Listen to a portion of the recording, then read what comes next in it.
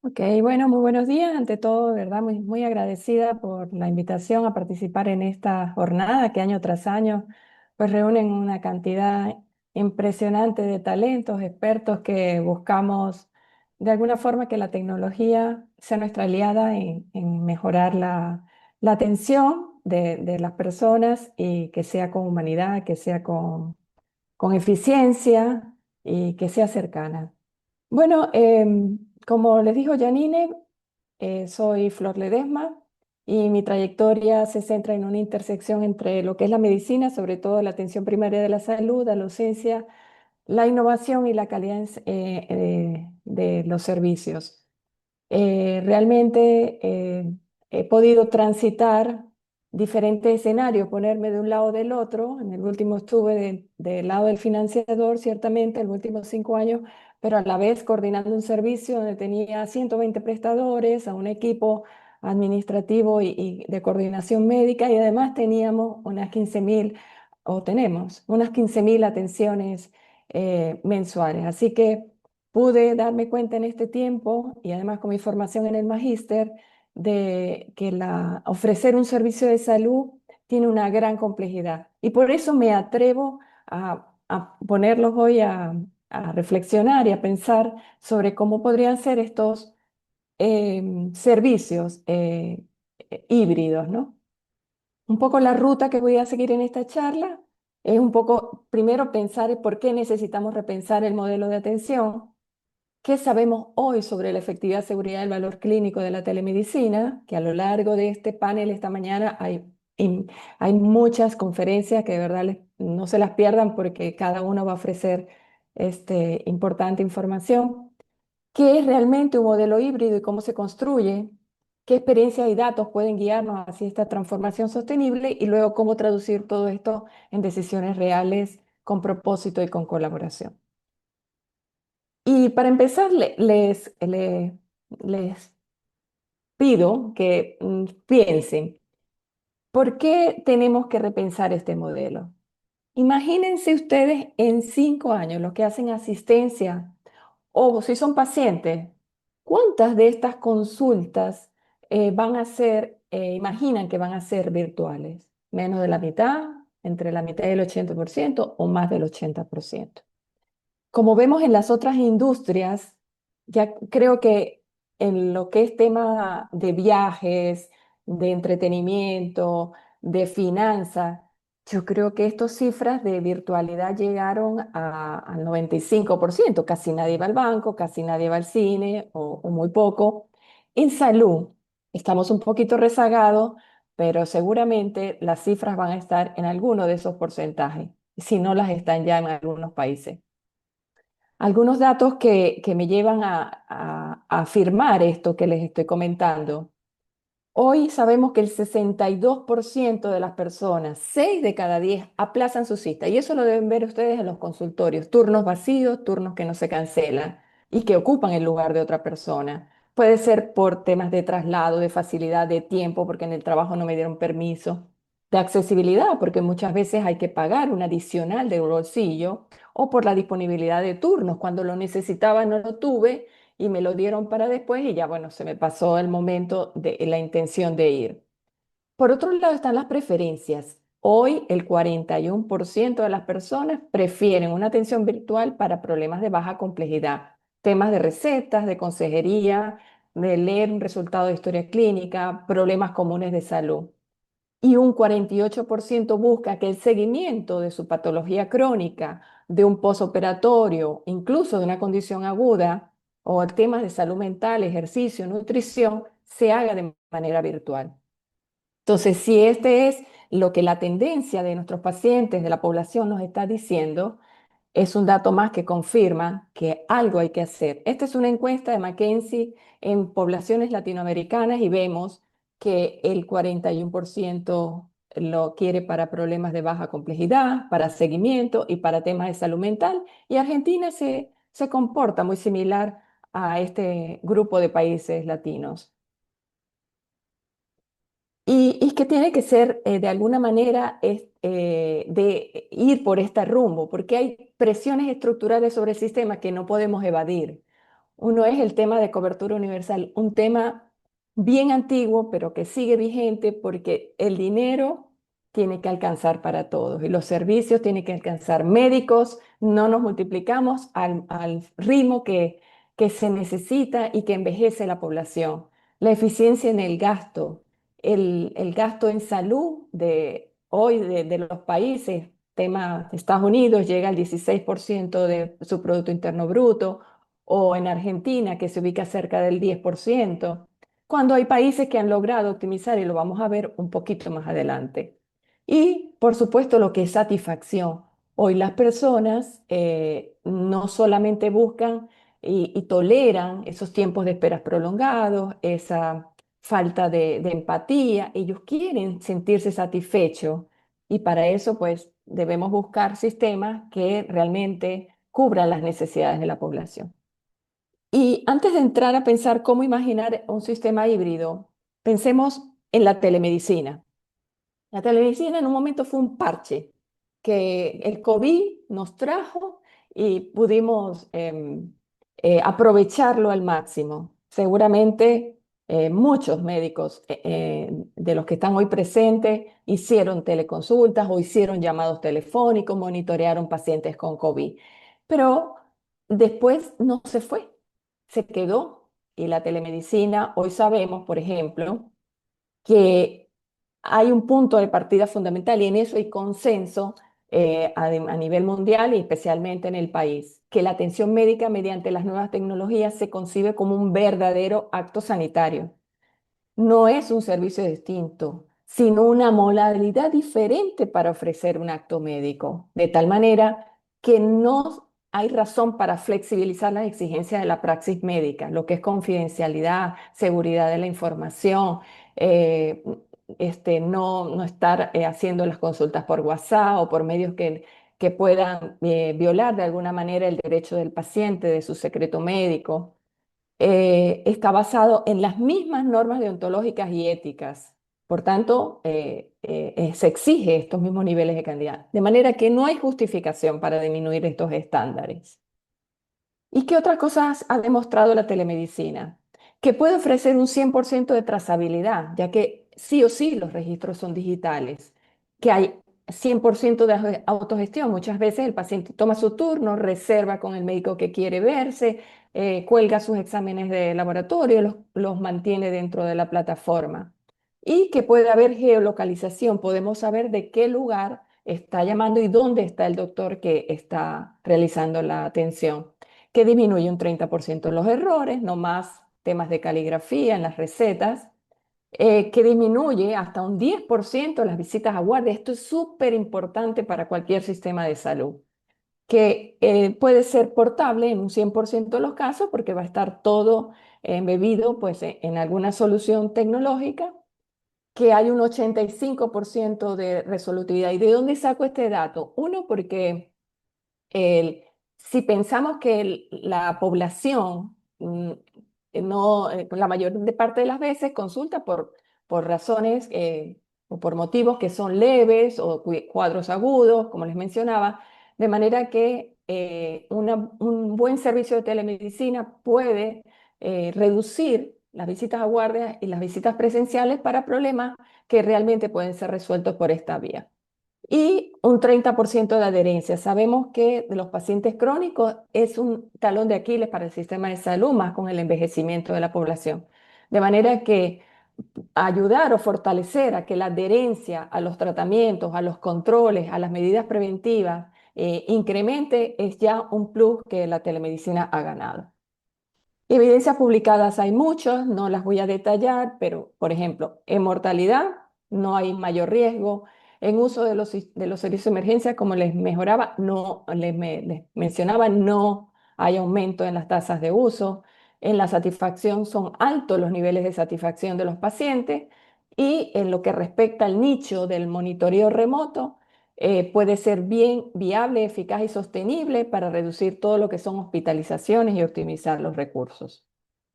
En cuanto a la adopción, hoy se habla que el 84% de los médicos y de los profesionales de la salud, porque aquí tenemos que meter nutricionistas, incluso psicólogos, kinesiólogos, odontólogos, realizan ya de alguna manera una atención digital. No necesariamente con los estándares que se exigen, pero sí lo están haciendo. Y un 80% planea continuar estas modalidades.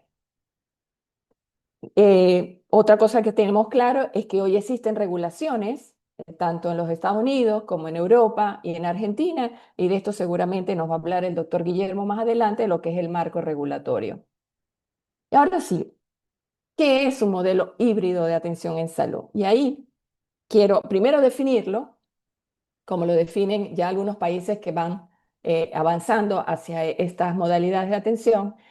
Debe ser una integración, fíjense lo primero, estratégica, es decir, que tiene que venir de una decisión de los gobiernos o del conjunto de actores del sistema de salud, fluida y sinérgica, donde se unan las diferentes fortalezas de los sistemas para ofrecer servicios de atención virtual como teleconsulta y monitoreo y servicios presenciales especializados.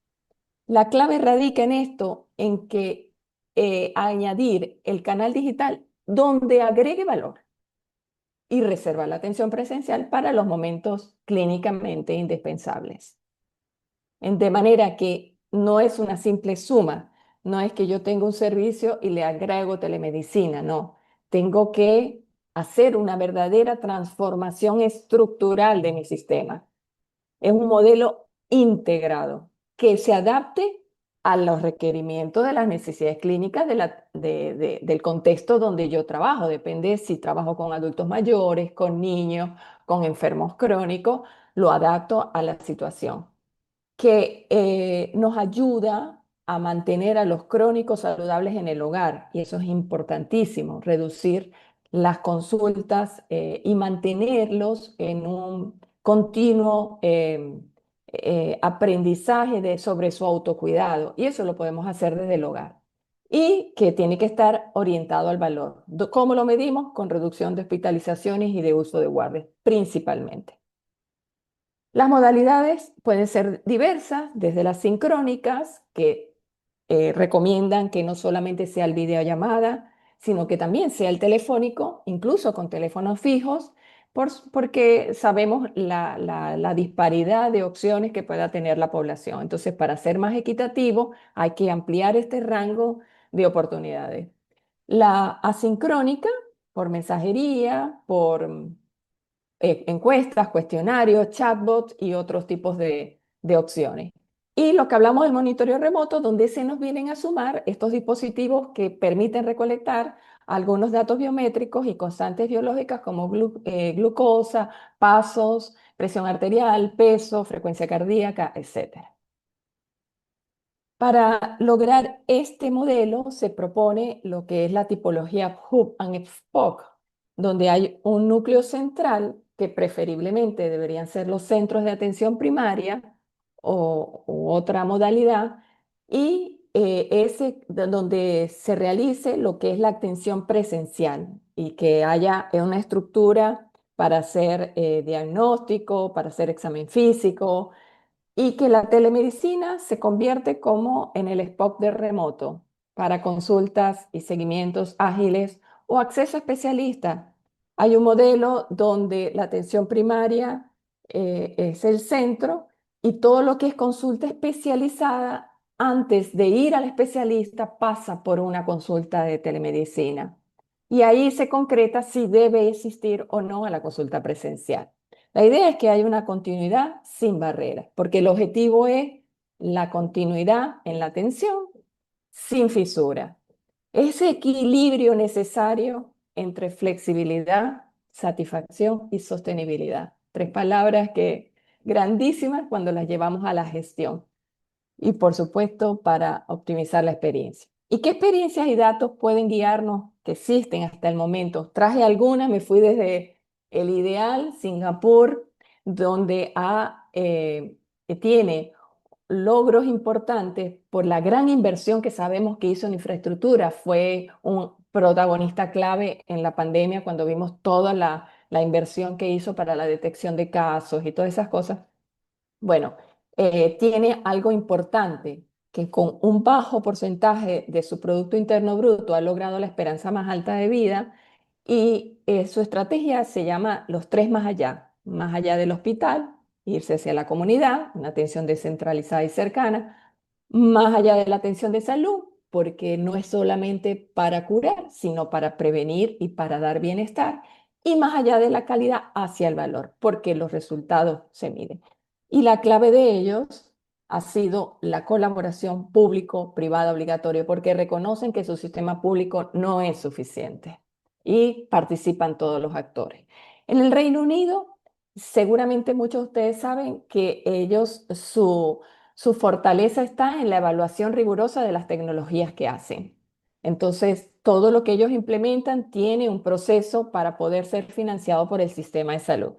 En este caso encontré lo que llaman ellos las consultas grupales híbridas para pacientes crónicos, especialmente embarazos y otras circunstancias, donde han demostrado valor en la reducción de la demanda y una mejor autogestión del paciente. Y cuando vemos los temas de números, de ahorro, hay también datos en Argentina sobre la reducción en el caso de insuficiencia cardíaca. Este es un estudio italiano que demuestra un 65% de ahorro en la reducción de costos por disminución de visitas a urgencias e ingresos en esta patología.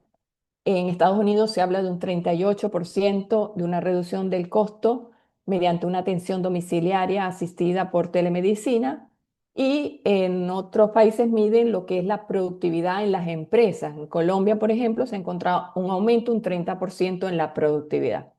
Entonces, estos datos globales nos dicen que la inversión en infraestructura virtual y haciendo modelos híbridos puede darnos una reducción considerable de la siniestralidad y con eso pues la eficiencia.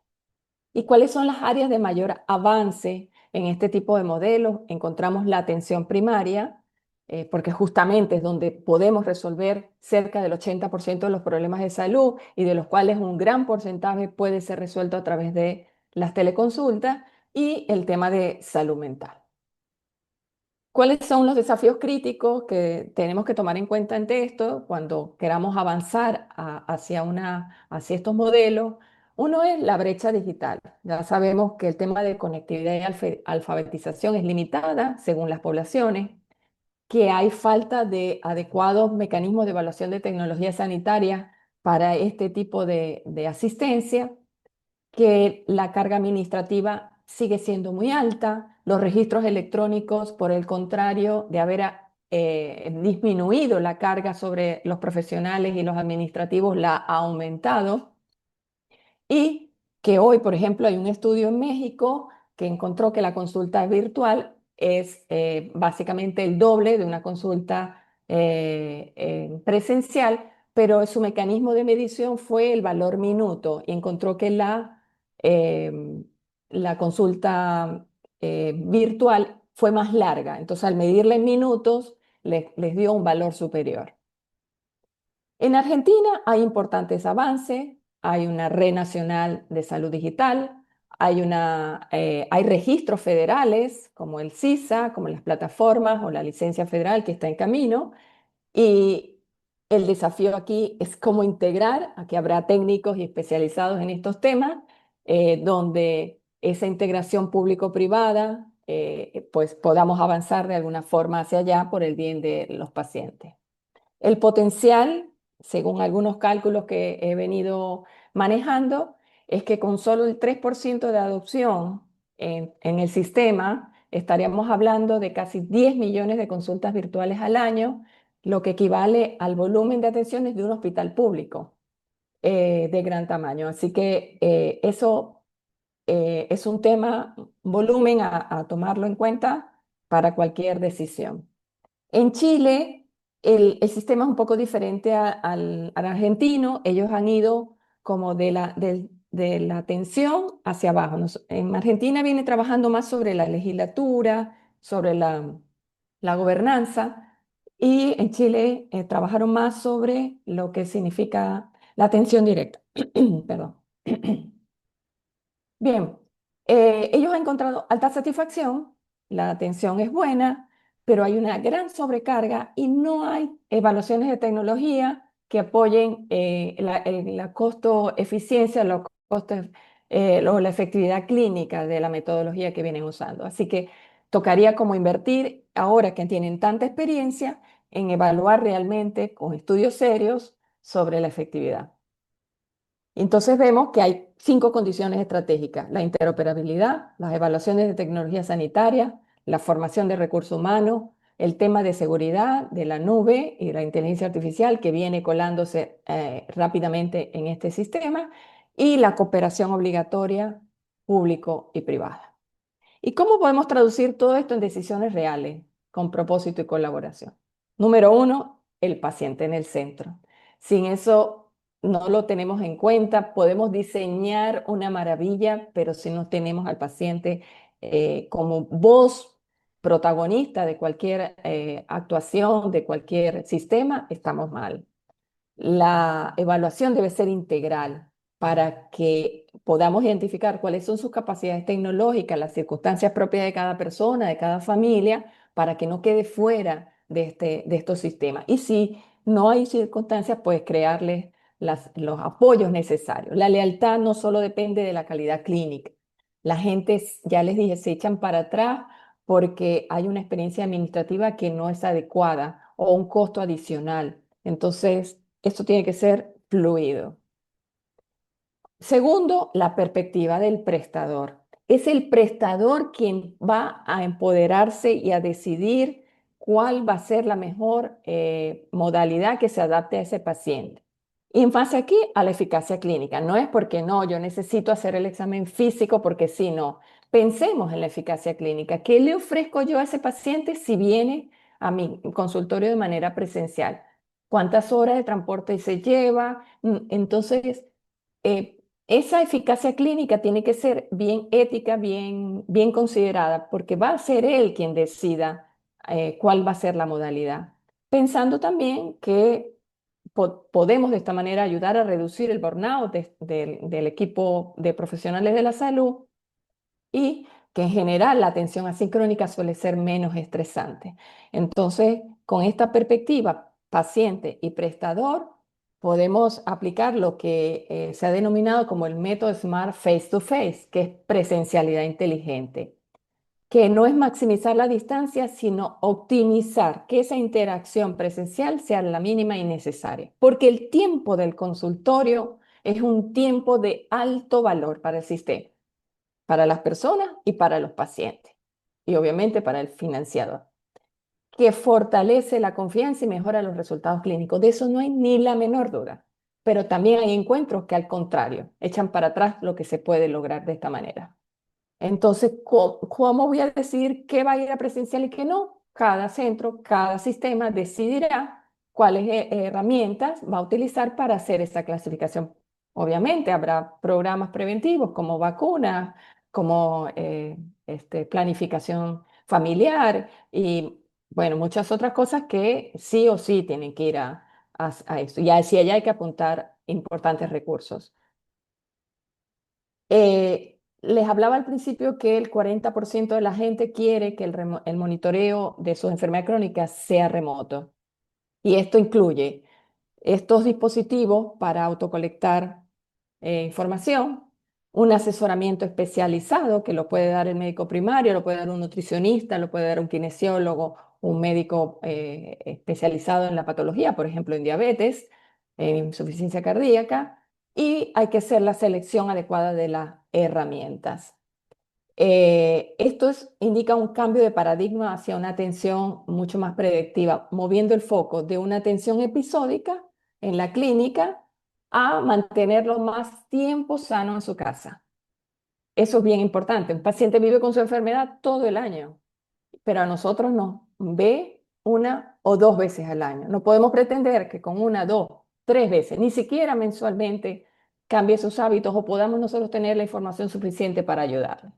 De manera que esto viene a sumarle al paciente. Estas metodologías también pueden ser a través de inteligencia artificial, a través de videos o audios educativos, o sea, no necesariamente tiene que haber una persona humana, digamos, detrás de la estrategia, ¿no? Entonces, es fundamental hacer este menú de tecnología para tener en cuenta a todos y a todas sus habilidades. En cuanto a la estructura y los modelos, es bien importante pensarlo porque se habla de que hay varias categorías. Puede haber un personal de atención mixta que puede atender tanto lo presencial como lo virtual, es decir, puede aprovechar turnos de pacientes que no acuden a la consulta presencial y habilitar un llamado telefónico o una videoconsulta. Puede haber el virtualista dedicado, que se llama, que es netamente enfocados a servir de manera virtual, y el especialista por demanda, que se contrata o se busca de acuerdo a la patología o al problema de salud. Aquí es un cuadro donde un poco los roles y las habilidades esenciales que deben tener. Si quieren más adelante se los puedo compartir, pero hay uno que destaco, que es el trabajador comunitario o esa persona que le brinda el soporte a ese paciente que no se puede conectar, que necesita un poco más de información de cómo seguir el flujo en el proceso, en su ruta, que le va a permitir hacer una navegación mucho más eficiente y acorta esa brecha necesaria. Entonces, este es un recurso que no puede faltar. En equipo, el especialista de tecnología de salud. Hay una gran demanda de médicos informáticos o de especialistas en salud que trabajen. No podemos seguir trabajando unos desarrollando, diseñando y nosotros en el campo de batalla. Tenemos que trabajar en conjunto. Tener métricas de calidad y de sostenibilidad. Son muchas, puede haber métricas como de satisfacción, de resultados en salud, ya les dije, de asistencia a guardias o de emergencias, métricas operacionales, métricas para establecer, por ejemplo, las inasistencias que tiene el paciente o de mejora continua. Entonces, bueno, las métricas las va a definir el propósito que tenga cada institución o cada sistema. Tener un marco de valor, en este caso les presento el de la Asociación Médica Americana, IMANAT, que tiene esos 6 ejes donde el acceso, experiencia del paciente, del proveedor, el impacto financiero, la equidad y los resultados los guían. Pero hay otros marcos de valor, pero es importante tenerlos allí cuando fijamos nuestra visión, tener nuestros valores sobre la mesa para que todo el equipo trabaje en pro del desarrollo de ellos. Otro importante para tomar en cuenta es girar hacia los incentivos basados en valor y no en la modalidad de atención. No es que si atiendo virtual pago de una manera, si atiendo presencial de otra, si haciendo telefónica lo hago de otra. Tenemos que tratar de ir hacia el resultado. ¿A cuánto me aporta? Si un llamado telefónico me reduce una consulta a guardia, tiene mucho valor. Si me resuelve el problema, tiene igual valor.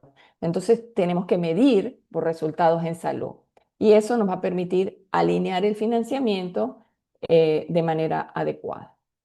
En conclusión, el modelo híbrido no es una tecnología, es un cambio estructural, es estratégico que va a guiar la transformación del sistema. Que la eficiencia requiere de pilares, integralidad, evaluación de tecnología para que dé la sostenibilidad adecuada. Que el éxito también está en la gobernanza, la cooperación público-privada obligatoria y los incentivos basados en valor, y que América Latina, en especial Argentina, ha dado pasos importantes. Podemos aprender de otros países, sí, pero tenemos que adaptarlo a nuestro contexto, a nuestras realidades. Entonces, como conclusión y como frase final, les digo, el futuro de la atención no está en una tecnología más costosa, sino una estrategia más inteligente. Les invito a que pensemos entre todos cómo dejar de lado esa famosa fragmentación del sistema y empezar a diseñar modelos que usen la distancia virtual, pero para crear una cercanía más humana sin precedentes. Tenemos los recursos, tenemos el talento, tenemos las ganas. Sé que hay profesionales que están dispuestos a todo esto. Así que bueno, no me queda más que agradecerles por su atención y abierta a preguntas.